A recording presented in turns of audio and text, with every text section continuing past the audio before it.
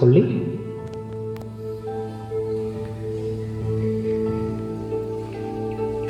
ನಿಮ್ಮ ದೇಹ, ಮನಸ್ಸು, ಯೋಚನೆ ಎಲ್ಲದಕ್ಕೂ ವಿಶ್ರಾಂತಿ ಸಿಗಲಿ.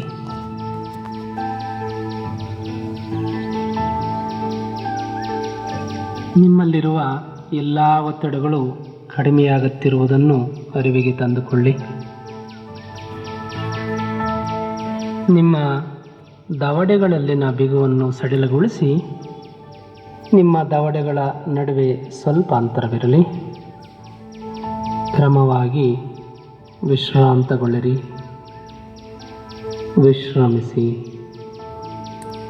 ವಿಶ್ರಮಿಸಿ. ನಿಧಾನವಾಗಿ ಆರಾಮದ ಅನುಭವವನ್ನು ಪಡೆಯಿರಿ. ಹೀಗೆ ಶವಾಸನದಲ್ಲಿ ನಾವು ನಮ್ಮ ಮನಸ್ಸು ಮತ್ತು ದೇಹವನ್ನು ಒಂದು ಕಡೆಗೆ ಕೇಂದ್ರೀಕರಣವನ್ನು ಮಾಡ್ಕೊಂಡು ಬರ್ತಾರೆ. ಇದಕ್ಕೆ ನಾವು ಯೋಗ ನಿದ್ರಾ ಅಥವಾ ಶವಾಸನ ಅಂತ ಕರೀತಾರೆ. ಅಂದರೆ ನಮ್ಮ ಮೆದುಳಿನಲ್ಲಿರುವಂತಹ ನ್ಯೂರಾನ್ಗಳು, ಲಕ್ಷಾನುಗಟ್ಟಲೆ ನ್ಯೂರಾನ್ಗಳು ಸಂಪೂರ್ಣವಾಗಿ ಶಾಂತ ಚಿತ್ತತೆಗೆ ಪರಿವರ್ತನೆ ಆಗ್ತವೆ. ಎಷ್ಟು ನ್ಯೂರಾನ್ಗಳು ಕಂಟ್ರೋಲ್ ಬಂದು ಶಾಂತ ಚಿತ್ತತೆ ಆಗ್ತದೆ, ಅಷ್ಟು ನಮ್ಮಲ್ಲಿ ಜ್ಞಾಪಕ ಶಕ್ತಿ, ಜ್ಞಾನಶಕ್ತಿ, ಮಾನಸಿಕ ನೆಮ್ಮದಿ, ಒಳ್ಳೆಯ ಆಲೋಚನೆ, ಮನಸ್ಥಿತಿ ಇವೆಲ್ಲವೂ ಕೂಡ ಒಳ್ಳೆಯ ರೀತಿಯಲ್ಲಿ ಪರಿವರ್ತನೆ ಹೊಂದುತ್ತವೆ. ಮನುಷ್ಯನಿಗೆ ಶಾಂತ ಸ್ವಭಾವ ಇದ್ದಾಗ ಮಾತ್ರ ಮನುಷ್ಯ ಭಾಳ ಆರೋಗ್ಯದಾಯಕವಾಗಿರ್ತಾನೆ. ಪ್ರತಿಯೊಂದು ಮನುಷ್ಯನ ರೋಗಕ್ಕೆ ಕಾರಣ ಮಾನಸಿಕ ಒತ್ತಡ. ಯಾರಲ್ಲಿ ಹೆಚ್ಚು ಮಾನಸಿಕ ಒತ್ತಡ ಇರ್ತದೆ ಅವರು ಹೆಚ್ಚು ರೋಗಗಳಿಗೆ ತುತ್ತಾಗ್ತಾರೆ. ಪ್ರತಿಯೊಂದು ರೋಗವನ್ನು ನಿಯಂತ್ರಿಸುವ ಶಕ್ತಿ ಈ ಮೆಡಿಟೇಷನ್, ಧ್ಯಾನ ಮತ್ತು ಯೋಗ ನಿದ್ರಕ್ಕಿದೆ. ಅಂದಾಗ ನಾವುಗಳು ಮಾನಸಿಕ ಚಿಂತನೆಯನ್ನು ದೂರ ಬಿಡಬೇಕು, ಮಾನಸಿಕ ನೆಮ್ಮದಿಯನ್ನು ಪಡಿಬೇಕು, ಒಳ್ಳೆಯ ಆರೋಗ್ಯವಂತರಾಗಲಿಕ್ಕೆ ಸದಾ ಹಸನ್ಮುಖಿಗಳಾಗಿರಬೇಕು, ಆಶಾದಾಯಕವಾಗಿರಬೇಕು. ಒಳ್ಳೆಯ ಆಲೋಚನೆಗಳನ್ನು, ಪಾಸಿಟಿವ್ ಥಿಂಕ್ನೆಸ್ ಚಿಂತನೆಗಳು ನಮ್ಮ ಮನಸ್ಸಿನಲ್ಲಿ ಒಡಮೂಡಬೇಕು. ಕೆಟ್ಟ ಆಲೋಚನೆಗಳನ್ನು ದೂರ ಹಾಕಬೇಕು. ಒಳ್ಳೆಯ ಆರೋಗ್ಯ ಸಂದೇಶಗಳನ್ನು ನಿತ್ಯವಾಗಿ ಕೇಳಿಸಿಕೊಳ್ಳಬೇಕು. ಅಂದಾಗ ಮಾತ್ರ ನಾವುಗಳು ಆರೋಗ್ಯವಂತರಾಗಿರಲಿಕ್ಕೆ ಸಾಧ್ಯತೆ ಆಗ್ತವೆ. ವಿಶ್ರಾಂತಿ. ದೀರ್ಘವಾಗಿ ಉಸಿರು ತೆಗೆದುಕೊಳ್ಳಿ. ನಿಧಾನವಾಗಿ ಉಸಿರನ್ನು ಹೊರಹಾಕಿ. ಇದು ಯೋಗ ನಿದ್ರದ ಅನುಭವದ ಸ್ಥಿತಿ. ನಿತ್ಯವೂ ಕೂಡ ಇದನ್ನು ಮಾಡಿದರೆ ರಕ್ತದ ಒತ್ತಡ, BP ನಿಮ್ಮ ಜೀವನದಲ್ಲೇ ಸುಳಿದಾಡುವುದಿಲ್ಲ. ಯಾರಿಗೆ ನಿದ್ರೆ ಬರೋದಿಲ್ವ, ನಿದ್ರೆ ಬರುತ್ತದೆ. ಮಾನಸಿಕ ಒತ್ತಡ ದೂರ ಆಗ್ತದೆ. ಮನಸ್ಸು ಕೇಂದ್ರೀಕರಣಗೊಳ್ತದೆ. ಜ್ಞಾಪಕ ಶಕ್ತಿ ಹೆಚ್ಚು ವೃದ್ಧಿ ಆಗ್ತದೆ. ಒಳ್ಳೆಯ ಮನಸ್ಸಿನೊಂದಿಗೆ ಒಳ್ಳೆಯ ಆರೋಗ್ಯವಂತ ವ್ಯಕ್ತಿಗಳು ನೀವು ಆಗ್ತೀರ. ಕಾಲು ಜೋಡಿಸಿ ಬಲಗಡೆಗೆ ಭಾರ ಬಿಡುತ್ತಾ ಮೇಲಿದ್ದು ಸುಖಾಸನದಲ್ಲಿ ಕುಳಿತುಕೊಳ್ಳಿ. ವಿಶ್ರಾಂತಿ. ನೋಡಿ, ಎಷ್ಟೋ ಮಕ್ಕಳು ಮಲ್ಕೊಂಡ್ಬಿಟ್ಟಿದ್ದಾರೆ. ಅಂದರೆ ಮನಸ್ಸು ಹಂಗಾಗ್ತದೆ. ಹೂವಿನಂತೆ ಮನಸ್ಸು ಹರಳುತ್ತದೆ, ಚಿಂತನೆ ಇರೋದಿಲ್ಲ. ಈಗ ನಿದ್ದೆ ಬೇಗನೆ ಬರ್ತದೆ. ಓಕೆ, ಇರಲಿ, ನೇರ ಕೂತ್ಕೊಳ್ಳಿ. ಈಗ ಮುಂದಿನದು ಕಪಾಲಭಾತಿ ಪ್ರಾಣಾಯಾಮ, ನಾಡಿ ಶೋಧನ ಪ್ರಾಣಾಯಾಮ ಮಾಡೋಣ. ಇಲ್ಲಿಗೆ ಯೋಗ ಅಲ್ಲಿ ಆಯಿತು. ಈಗ ಪ್ರಾಣಾಯಾಮಗಳ ಅಭ್ಯಾಸ ಮತ್ತು ಧ್ಯಾನ. ಸುಖಾಸನದಲ್ಲಿ ಕೈ ಚಿನ್ಮುದ್ರದಲ್ಲಿರಲಿ, ಬೆನ್ಮೂಳೆ ನೇರ ಇರಲಿ. ಇಲ್ಲಿ ನೋಡ್ಕೊಳ್ಳಿ, ಒಂದು ಗಮನಿಸಿ.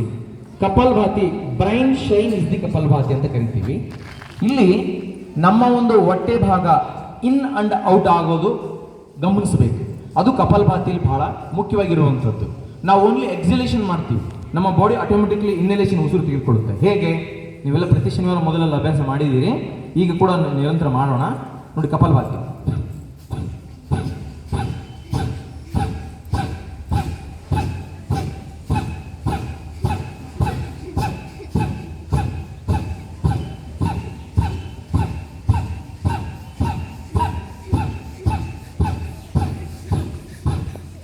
ಇದಕ್ಕೆ ನಾವು ಸ್ಟ್ರೋಕ್ ಅಂತ ಕರಿತೀವಿ. ಒಂದೊಂದು ಸೆಕೆಂಡಿಗೆ ಒಂದೊಂದು ಬಾರಿ ನಾವು ಈ ರೀತಿ ಸ್ಟ್ರೋಕ್ ಮಾಡಿದ್ರೆ ನಮ್ಮ ಹೃದಯದಲ್ಲಿರ್ತಕ್ಕಂಥ ಶುದ್ಧ ರಕ್ತ ನಮ್ಮ ಬ್ರೈನ್ಗೆ ಸ್ಟಿಮ್ಯುಲೇಟ್ ಅಂದರೆ ಟಚ್ ಆಗುತ್ತೆ. ಅವಾಗ ನಮ್ಮ ದೇಹದಲ್ಲಿರ್ತಕ್ಕಂಥ ಒಳಾಂಗಗಳಲ್ಲಿರ್ತಕ್ಕಂಥ ಬಹುಮುಖ್ಯ ಹೃದಯ, ಶ್ವಾಸಕೋಶ, ಮೆದುಳು, ಪಿತ್ತಾಶಯ ಇವೆಲ್ಲವೂ ಕೂಡ ಆರೋಗ್ಯವಾಗಿರುತ್ತವೆ. ಈ ಕಪಾಲಭಾತಿ ಮಾಡೋಣ ನಾವೆಲ್ಲರೂ ಕೂಡ. ಬೆನ್ಮೂಳೆ ನೇರ ಇರಲಿ, ಕೈಗಳು ಚಿನ್ಮುದ್ರದಲ್ಲಿರಲಿ, ಕಣ್ಣು ಮುಚ್ಚಿ. ನೀವು ಆಟೋಮೆಟಿಕ್ಲಿ ಉಸಿರನ್ನು ಹಾಕ್ತಾ ಹೋಗಿ. Okay, start.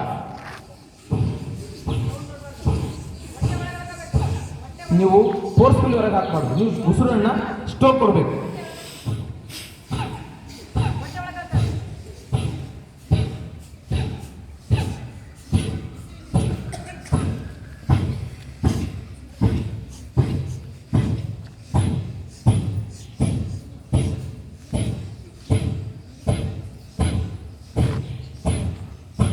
ಹಿಂಗೆ ಸ್ಟ್ರೋಕ್ ಹಾಕ್ದಾಗ ಹೊಟ್ಟೆ ಇನ್ ಔಟ್